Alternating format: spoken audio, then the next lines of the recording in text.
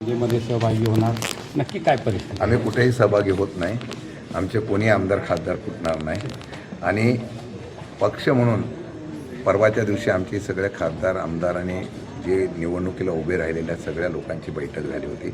पवारसाहेबांच्यावर बैठक होऊन संघटना बांधण्याच्या संदर्भातला आम्ही सुरुवात केलेली आहे.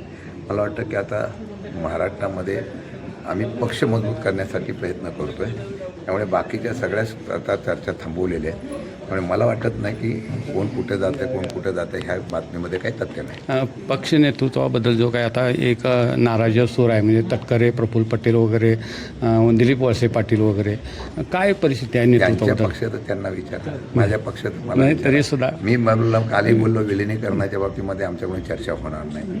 आता त्यांच्या पक्षामध्ये काय कुरबूर आहे मी बघायला गेलो नाही. पण त्यांच्या पक्षामध्ये जी कुरबूर आहे त्यांनी आता सांगितलेलं आहे की आम्ही 2 दिवसापासून सगळं संपून नाही, आजची विलिनीकरणाची चर्चा सुरू आहे. विलिनीकरण हा विषय संपलेला आहे. मी त्या दिवशी अगदी सगळ्या मीडियाच्या समोर स्पष्ट शब्दात सांगितलं विलिनीकरण हा शब्द संपलेला आहे. सर, साताऱ्यातल्या घटनेच्या चौकशीचं पुढे काय झालं किंवा कुठल्या जी जिल्हा परिषद अध्यक्ष निवडीची होती? नाही, साताऱ्याच्या याच्यावर आम्ही आता अध्यक्षपदाच्या असलेल्या याच्यावर हरकत घेतलेल्या आहे. त्याच्यावर हिअरिंग चालू आहे. आणि त्यांच्या SP ची आणि तिकडच्या संबंधित असलेल्या अधिकाऱ्यांची बदली झालेली आहे.